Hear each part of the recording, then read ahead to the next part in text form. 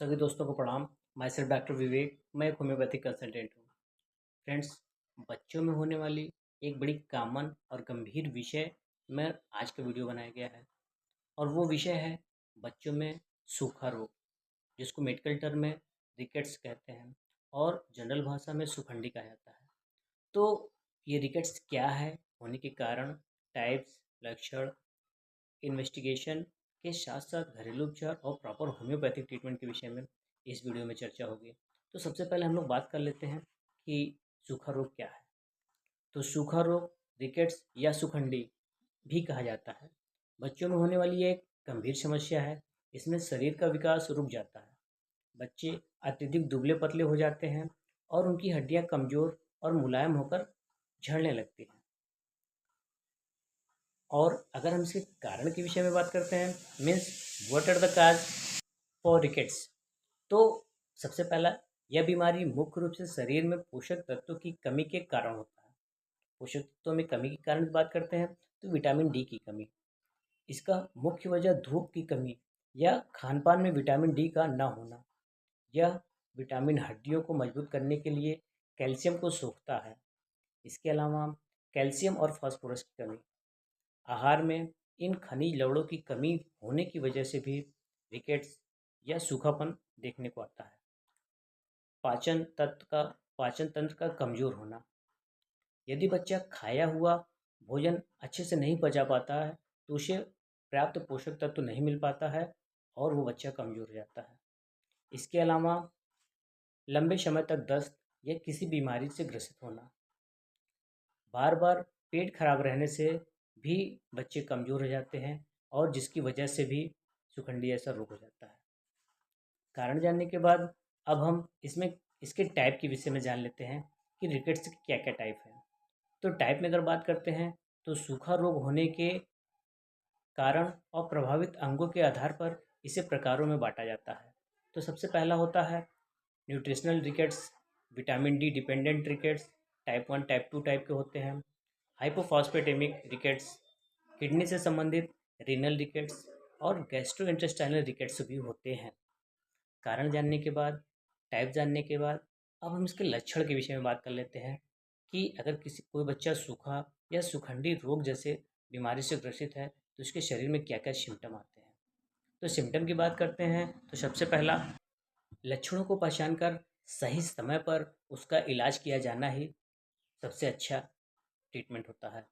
तो सबसे पहले ये होता है कि कमज़ोर और टेढ़ी हड्डियाँ, पैरों की हड्डियाँ का धनुष के आकार मीन्स बो लेग्स जैसा मुड़ जाना होता है।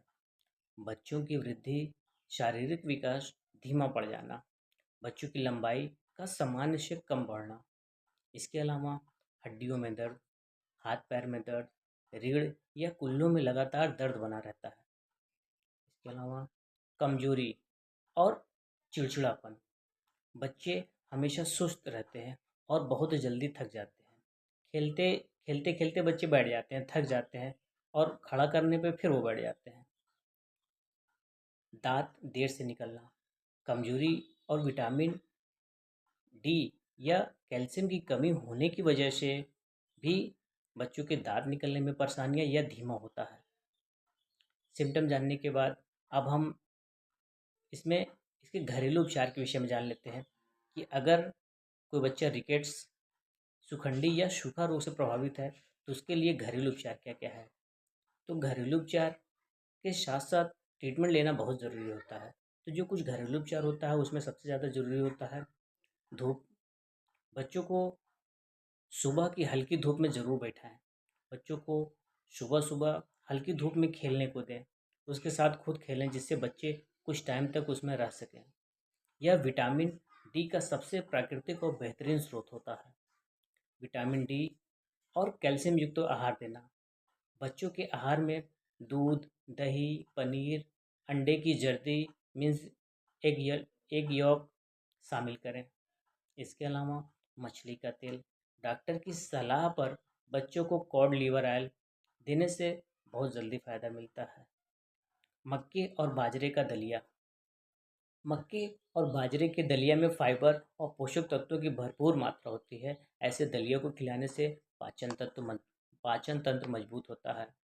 पपीता और फल, बच्चों को आहार में पपीता और मौसमी फलों के रस को जरूर ऐड करना चाहिए।